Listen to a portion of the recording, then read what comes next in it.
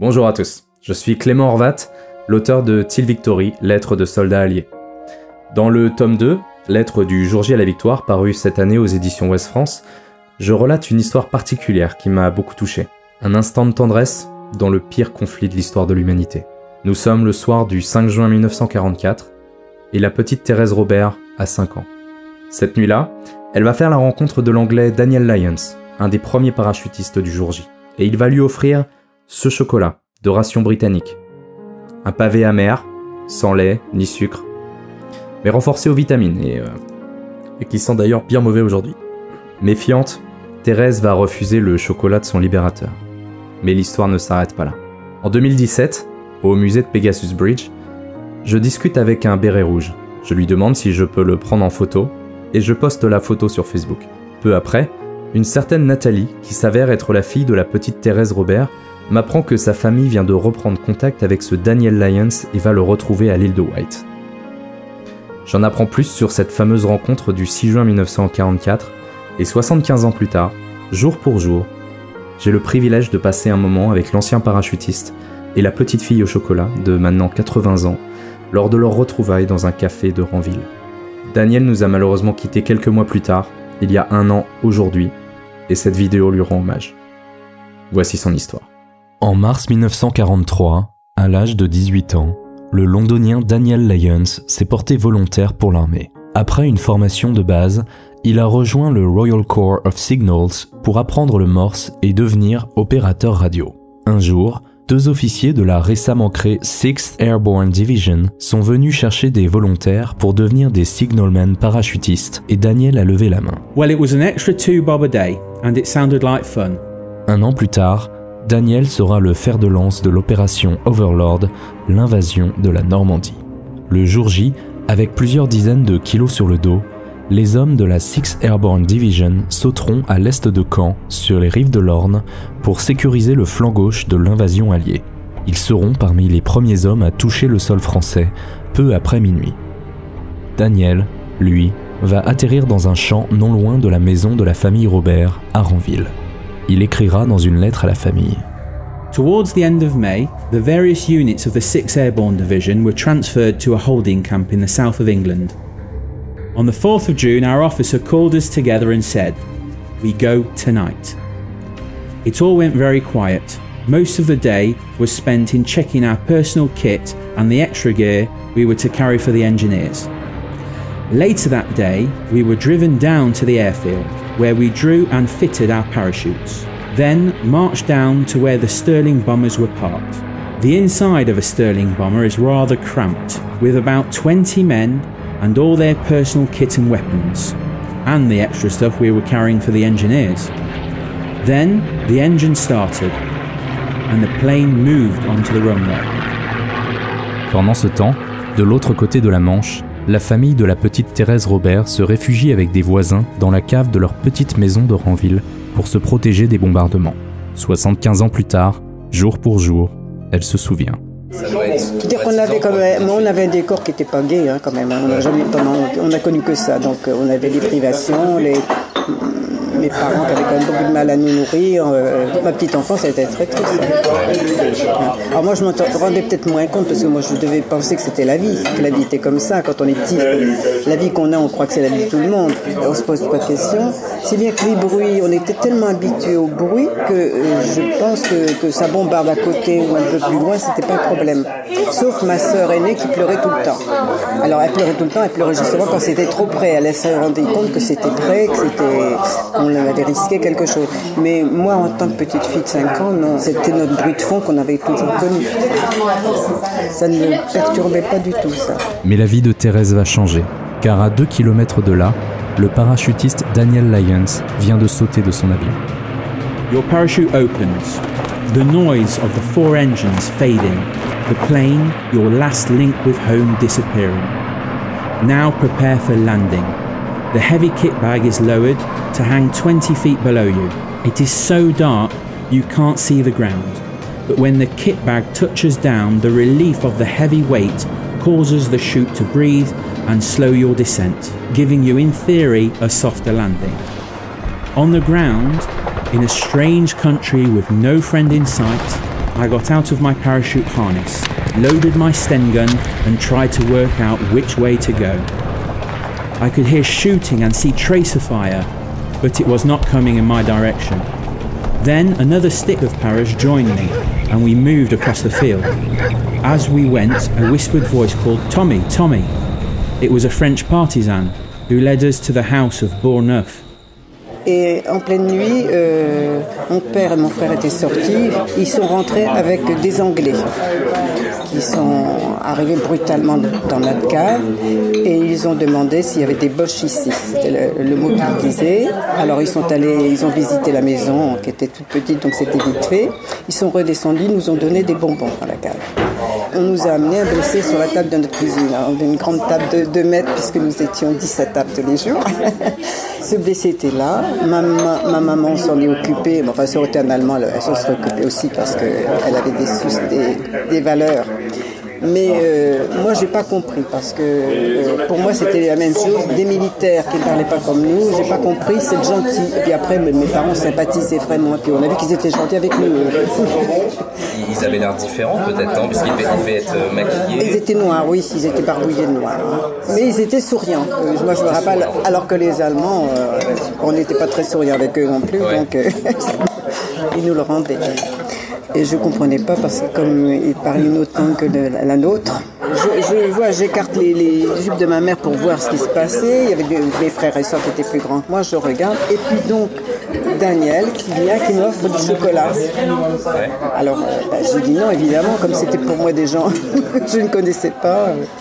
Et ça a été quelque chose... Bon, j'ai pas compris mon impère, évidemment, à l'époque. En 2017, au moment où je rencontre Daniel Lyons par hasard, Nathalie, la fille de Thérèse, fait des recherches sur internet au sujet de la maison familiale. Elle tombe sur une anecdote écrite par le fils de Daniel, narrant l'épisode du blessé sur la table de la cuisine. Nathalie appelle aussitôt et entend la voix de Daniel au téléphone. Was it your mum who refused my chocolate? I offered the chocolate bar from my ration pack, but she wouldn't take it. Should we meet again, I still have chocolate bars, and I will make the offer again.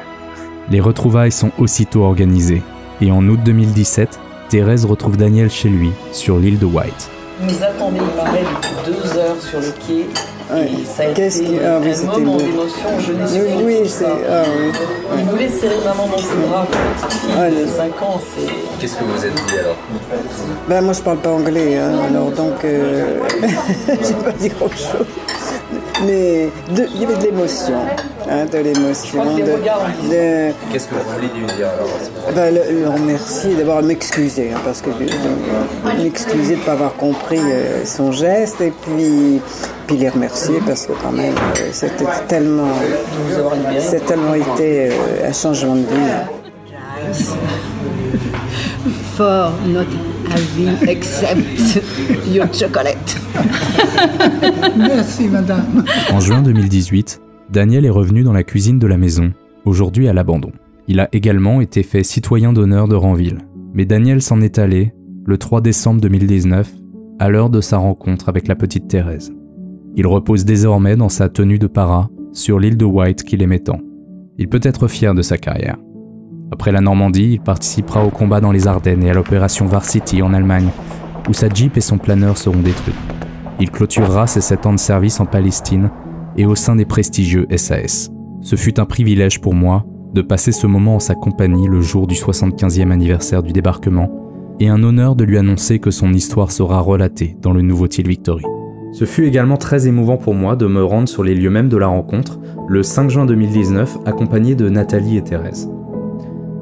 Juste après la guerre, une plaque, aujourd'hui disparue, rappelait que la petite maison des Robert était la première maison libérée par la 6e Airborne. J'ai envie de partager avec vous cette visite. Alors il y avait 3 logements. Nous, tous ce qui est marron, là, c'était nous, ma famille Robert. Le bleu, c'était une autre famille, puis une autre famille. C'était une maison pour 3 familles. Sans commodité, le puits, les toilettes, une cabane dans le fond, du jardin. C'était l'époque. Et la plaque, sur la photo de l'article, la plaque, on la voit très bien, elle était là. La porte, on voit bien, alors là, il y avait une porte double apparemment, la plaque. Et puis là, la fenêtre ici, et puis l'autre fenêtre. La plaque est là. Et c'est Six Airborne. Et en vrai, donc, c'était la toute première maison libérée. Voilà. Le sigle. Exactement. Donc voici la fille. Exactement. Elle ne connaissait pas encore. La première petite fille libérée de France. Mais ça, ce sont les maisons historiques du débarquement. On voit bien les vieux murs, c'est du 17e. Là, la ferme là-bas, là où Pierre a vu il a vu mourir 2 soldats anglais qui ont été tués sous ses yeux, juste là sur le mur. Le mur de la maison, de la ferme à droite. Il leur parlait tous les jours et il leur dit bonjour. Sous ses yeux, ils ont été tués. J'ai voulu savoir où Daniel avait atterri la nuit du 5 au 6 juin. Alors, à peu près à 1,5 km d'ici, dans la brume, il nous a expliqué exactement ce qui s'est passé. Il s'est retrouvé tout seul, puisque avec le vent, dans la brume. Il a marché, donc il devait arriver probablement de par là, j'imagine, parce qu'en plus ça, on s'en rend pas compte, mais c'est légèrement hauteur, c'est assez dominant, et c'est ce qui est sorti de la brume, du brouillard du moins. En arrivant, se dirigeant vers ce qu'il appelait une habitation, quelqu'un est sorti de la brume et c'était en fait apparemment quelqu'un de la résistance qui lui a conseillé d'aller se réfugier dans la maison de mes grands-parents. D'accord. Il lui a dit it's a safe house. Et du coup, c'est ce qu'il a fait. Et c'est quand il est arrivé, le soldat anglais était déjà allongé sur la table. D'accord. Donc il a rejoint. Alors entre eux, ils étaient d'unités différentes, donc ils ne se connaissaient pas. Ils ont été vraiment tellement éparpillés par les sauts. Dans la nuit, mon père et mon frère rentrent avec 2 Anglais. Et on était, nous, dans cette cave-là. Ça, c'est la cave où vous étiez abrité. C'est la cave où on s'est abrité, oui. Ouais.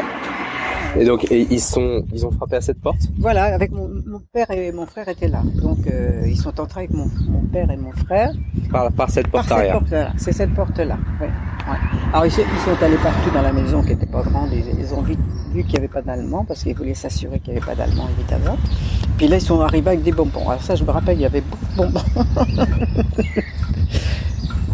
Ouais. Des bonbons et du chocolat. Et le chocolat après, oui. Le lendemain, on entendait les planeurs qui frôlaient la maison. Ça faisait un bruit assez spécial parce que il n'y avait pas de bruit de moteur, mais il y avait un frottement avec l'air qui se faisait entendre. Et puis des parachutistes, est-ce que c'est le lendemain ou sur le lendemain, des parachutistes partout dans le ciel. Il y en avait partout. Et les planeurs, donc, traînaient dans les champs et vous alliez dedans après. Oui, bien sûr. C'était l'attraction. Et puis ils ont été dépecés pour en tirer parti, parce qu'on a besoin de tout. Hein.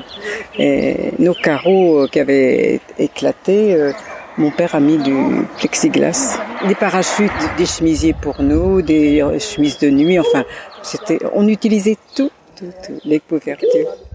Les cartables faits, les cartables faits avec la toile alors on l'a déchiré, enfin c'est mon père qui faisait ça, qui récupérait ça. Ouais. Et tout était utile, là. Comme on n'avait plus rien, il fallait bien renaître. Bien sûr. On est parti à pied, là, par ce chemin-là, et puis on était jusqu'au château de Granville, bien après l'église. Hein. Et en rampant. Et alors, donc, il y avait des champs avec des vaches, entrées, ça m'a fait quand même quelque chose. J'ai demandé à Nathalie où s'était posté Daniel avec une mitrailleuse lourde pour protéger l'évacuation de la maison. Ici. Donc, 1 heure après être arrivé à la maison, il a sécurisé, il a trouvé que c'était un bon endroit ici, en fait. Et il a sécurisé les alentours. Et après, sa mission, c'était de rejoindre le Bas-de-Ranville en bas. Donc, rejoindre le général Gell et le headquarter. C'était sa mission. Le général Gell avait son quartier général ici. Et c'est là que Daniel a fait la bataille de Normandie en tant que signalman enterré sous terre. Sous le séquoia du château du Haut, mais j'ai une photo de Daniel devant. Vous voyez là-haut, venez ici. Ah, le très très haut. Très très grand. Au pied de ce séquoia, c'est là qu'il s'est enterré. D'accord, au fond. Voilà. D'accord. Juste à droite du séquoia, il a retrouvé l'endroit où il s'est mis sous terre. D'accord. Il a creusé lui-même le trou. En fait, il entendait les explosifs lui tomber dessus, une pluie d'explosifs lui tombait dessus. Il nous l'a dit ça. Et Monsieur Nativel, le propriétaire, nous dit les arbres sont criblés, sont nourris d'explosifs de la guerre. Ah oui. Il trouve des grenades.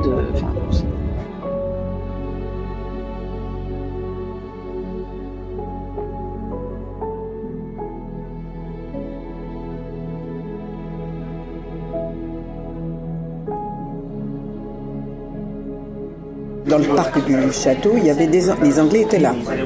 Alors on allait leur casser les pieds, évidemment.